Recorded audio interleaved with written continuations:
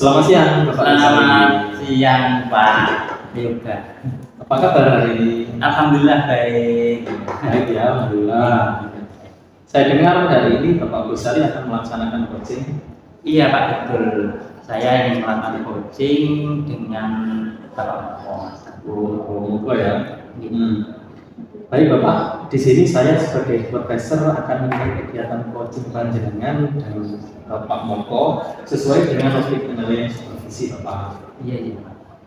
Nah, jadi rubrik penilaian supervisi nanti akan menggunakan prinsip yang pertama yaitu kemitraan, yang kedua ada proses kreatif, dan yang ketiga memaksimalkan kompetensi Bapak. Apakah Bapak Gusari siap untuk melaksanakan coaching sekarang? Insya Allah siap. Iya. Saya akan melakukannya hari ini bersama. Baik.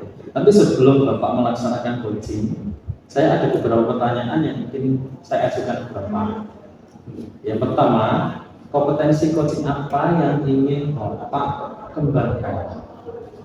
Kalau kompetensi yang ingin saya kembangkan yaitu berkaitan present, kehadiran penuh, dan mungkin juga kemitraan dan penerapan alutsista.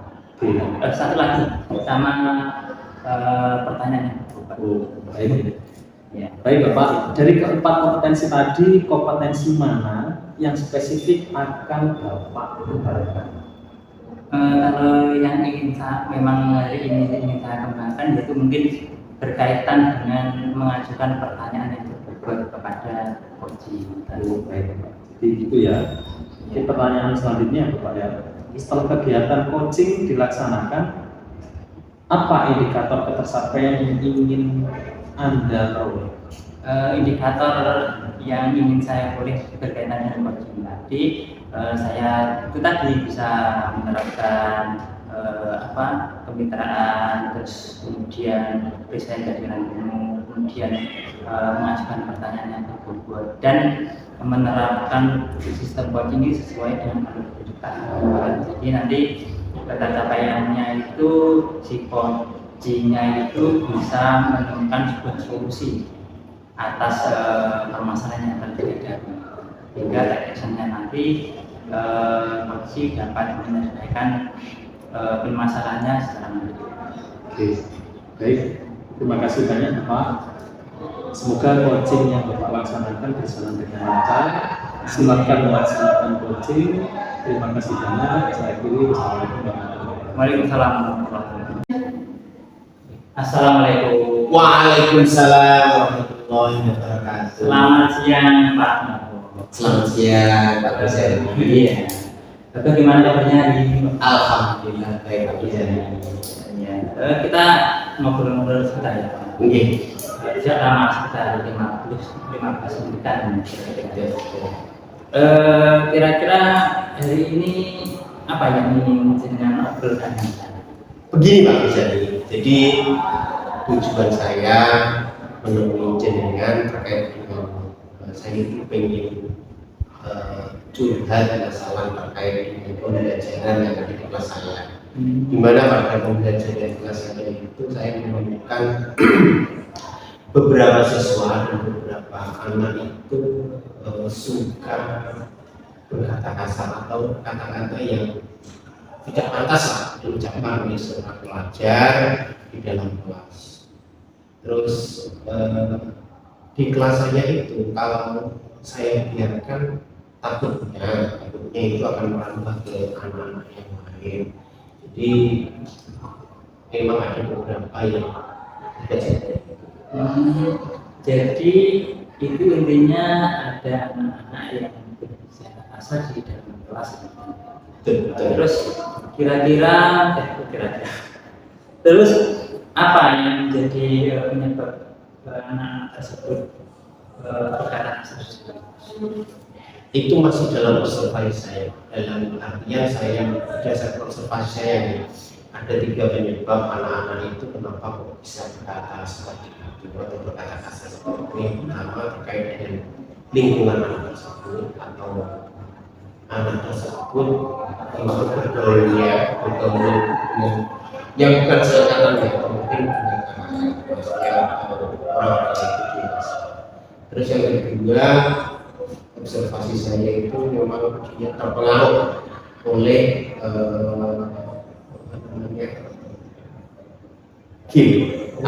game atau aplikasi-aplikasi yang online itu, dan nanti juga saya rasakan memang juga sangat luar biasa pada. Jadi intinya itu sebenarnya itu pengaruh dari luar, Iya. sekolah, dari teman-teman di luar kelas, dan juga di bermain game. Jadi itu kalau menurut panjenengan siswa itu kalau berbicara itu seharusnya saja. Seharusnya ya, kalau seorang pelajar atau peserta didik itu memang tidak boleh, ya artinya mengurangi kata-kata kasar itu agar mereka yang terbiasa dengan sopan santun dan juga memiliki tata krama lah istilah zamannya itu. Sekarang kalau menurut pandangan ya, berkaitan dengan tata krama kata kasar dan sebagainya, nilai 100 sampai 10 kira-kira masuk di level berapa? Rentang ya Pak, kalau saya nilai itu rentang yang diberikan saya di rentang yang itu yang berkata kasar dan sebagainya itu yang oknum, tidak semuanya sih, yang oknum itu ya di angka 5 jadi memang perlu perbaikan, artinya yang perlu diperbaiki dari segi apapun mana itu perlu diperbaiki. Jadi masih di angka 5 dan masih middle di tengah ya. Kalau untuk sempanan memang standar seperti itu. Terus panjenengan itu menginginkan dari anak-anak itu dari 5 itu ke nomor berapa, level berapa? Ya saya harapkan kalau anak-anak yang lain itu berada pada level 7 sampai 8. Jadi saya harapkan nanti anak-anak itu bisa berada pada level tersebut, di mana anak-anak itu sudah mengurangi artinya itu 1 kali 2 kali memang kalau memang keadaan apapun yang kemudian orang tidak tahu dan bisa mencapai itu. Tapi kalau memang itu sudah jadi kebiasaan itu memang sudah buruk dan dia jadi sangat dihindari. Terus apa yang ingin dengan terapkan atau alternatif yang ingin dengan terapkan untuk mengurangi kata-kata kasar dari siswa-siswa tersebut untuk mengurangi penyakit. Cek kan gitu, betul-betul cek. Action. Untuk masalah tersebut Pak, saya sudah ini istilahnya angan-angan atau dalam angan-angan saya itu ada beberapa hal yang akan saya laksanakan terkait atau saya lakukan terkait dengan penanganan masalah. Yang pertama saya coba akan kolaborasi dengan Bapak Kepala Sekolah juga terkait dengan kira-kira pemecahan masalahnya seperti apa. Kemudian yang selanjutnya yaitu saya akan melakukan pemanggilan tersendiri terhadap anak tersebut atau istilahnya coaching terhadap anak tersebut, atau kita tanya anak tersebut kenapa bisa berperilaku seperti itu, kenapa apa hal yang menyebabkan anak tersebut, apakah itu memang dorongan intrinsik dari anak tersebut atau dorongan ekstrinsik dari anak tersebut. Kemudian setelah itu kalau hal itu sudah berjalan dengan baik, atau berikutnya adalah kita kita coba panggil orang tuanya atau kita yang datang ke rumahnya. Jangan-jangan di rumahnya itu anak itu memang nggak ada masalah. Kalau anak itu memang ada masalah, ya kita perlu cari solusinya terkait dengan anak masalahnya. Jadi apa dengan juga restitusi itu Ya, mungkin ada yang bisa membantu dari terkait dengan hal tersebut, yang pertama karena saya posisinya itu agama tidak bisa berdiri sendiri Pak kalau masalah tersebut. Saya otomatis membutuhkan bantuan orang lain. Yang pertama adalah wali kelasnya. Saya sebenarnya sudah diskusi dengan wali kelasnya. Kemudian yang kedua yaitu guru kelas terdahulunya. Artinya kan anak sekarang itu kelas 5, berarti akan saya tanyakan kelas 4-nya apakah kejadian itu sudah mulai dari kelas 4-nya atau mulai dari kelas 5 tersebut. Kemudian yang terakhir yaitu koordinasi dalam lingkup sekolah, yaitu kepala sekolah. Kepala sekolah sebagai pemimpin utama yang ada di sekolah, saya ajak untuk diskusi mengenai permasalahan tersebut.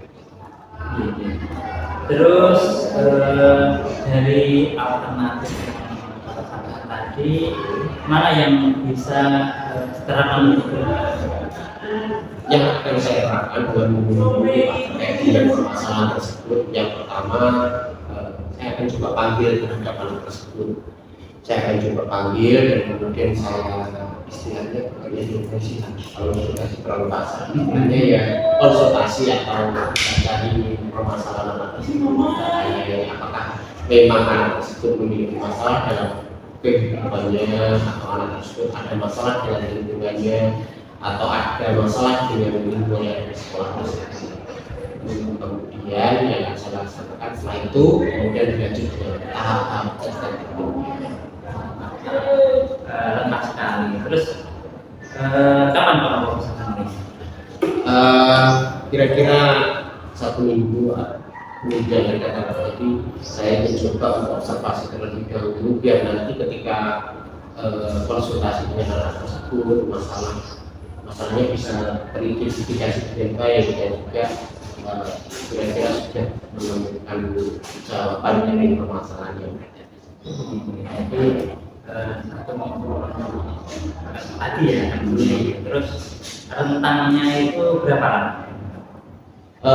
Untuk rentang gajah kemungkinan satu dia sampai hari lah tergantung dengan kondisi. Kemudian kita lakukan step berikutnya, saya laksanakan kemungkinan dalam 1 minggu itu sudah selesai semua step-step tersebut, baik dari kunjungan ke rumah atau hal-hal yang lain. Tidak terasa sedang di penghujung kegiatan sehari-hari ini dalam coaching. Terus apa yang sudah Pak Mempon dapatkan dari pembicaraan kita? Dari pembicaraan biasanya hanya terasa dengan dan juga kekeluargaan. Selain itu, saya rasa saya juga bisa menemukan masalah yang ada pada anak tersebut, mulai dari konsultasi dengan anak tersebut, kemudian diskusi dengan kelasnya, kemudian diskusi dengan orang tua lainnya. Saya rasa itu cukup membantu dalam penyelesaian masalah tersebut. Baik, terima kasih Pak Mempon sudah melakukan kegiatan coaching hari ini. Kita berjumpa lagi di lain kesempatan untuk melakukan kegiatan refleksi dan evaluasi. Saya berharap apa yang sudah panjenengan katakan tadi dapat berjalan dengan lancar dan sesuai dengan apa yang diinginkan. Siapa karena saya juga itu semoga apa yang terjadi pada saya itu bisa segera terselesaikan. Kalau begitu saya akhiri kegiatan hari ini Pak Om. Terima kasih. Wassalamualaikum warahmatullahi wabarakatuh. Waalaikumsalam. Siap Bapak. Selamat siang Pak Ida. Gimana tadi? Alhamdulillah tadi saya sudah melakukan coaching bersama Bapak dan sesuai dengan rencana. Oke. Perasaannya gimana setelah melaksanakan coaching tadi? Peran saya senang membantu rekan untuk menyelesaikan menemukan ide-ide dari masalah ini. Oke. Jadi tadi Bapak sudah melaksanakan coaching ya. Setelah saya amati kegiatan coaching tersebut sudah Bapak laksanakan sesuai dengan alur yang Bapak rencanakan tadi. Ada beberapa pertanyaan yang ingin saya ajukan ke Bapak. Pertanyaan pertama, dari alur coaching tersebut adakah kompetensi yang belum terlaksana? Kalau untuk alur beritanya alhamdulillah tadi sudah sesuai dengan harapannya. Dan terus saya juga menggunakan saya memang berusaha menggunakan dari apa yang dikeluarkan oleh Pak Menko. Cuma ada sedikit berkaitan dengan mengajukan pertanyaan yang betul jadi kurang maksimal dari saya sendiri. Jadi Gitu ya. mungkin Baik. Pertanyaan kedua Bapak, dari indikator-indikator yang Bapak rencanakan nanti, apa yang sudah tercapai dan apa yang belum tercapai? kalau yang sudah tercapai tadi alur beritanya sudah tercapai. Saya melakukan ketemu presiden tadi, terus kemudian Pak Moko juga sudah menemukan solusi-solusi alternatif solusi untuk menyelesaikan masalahnya. Cuma memang yang belum tercapai itu berkaitan dengan mengajukan pertanyaan perang. Saya sendiri merasa perang maksimal tersebut karena agak sedikit sulit untuk menemukan atasinya. Itu ya. Baik Bapak, Ya. Setelah saya observasi, Bapak sudah melaksanakan coaching dengan alur kita ya. Dan Bapak sudah melaksanakan prinsip coaching mulai dari permintaan, proses kreatif, dan memaksimalkan kompetensi coaching. Bapak sudah fokus pada area yang dikembangkan. Okay. Setelah saya amati atau Bapak yang Bapak bicarakan tadi, fokus yang ingin Bapak kembangkan adalah tentang mengajukan pertanyaan yang berbobot. Iya, Iya Pak. Nah, Yang mana gitu? Agak susah. ya menemukan kata kuncinya. Oke. Jadi kedepannya yang ingin Bapak kembangkan lebih lanjut kompetensi untuk mengajukan pertanyaan yang berbobot gitu. Baik, memang benar Bapak. Ketika kita mengajukan pertanyaan yang berbobot, otomatis nanti akan memaksimalkan kompetensi dari coaching. Dari proses coaching yang saya lihat tadi, ada beberapa penilaian atau catatan dari saya, Bapak. Sedikit catatan dari saya, Bapak, masih ada kata-kata tentang sedikit judgement seperti iya memang benar anak-anak memang seperti itu. Itu mungkin bisa diperbaiki ya Bapak misalnya supaya proses coaching berjalan dengan lancar dan bisa memaksimalkan kompetensi dari coaching. Mungkin itu saja Bapak, terima kasih banyak. Saya juga terima kasih. Baik. Bisa diakhiri Bapak? Bisa. Oke, monggo silakan kalau ada kegiatan. Saya akhiri. Assalamualaikum warahmatullahi wabarakatuh. Waalaikumsalam warahmatullahi wabarakatuh. Terima kasih.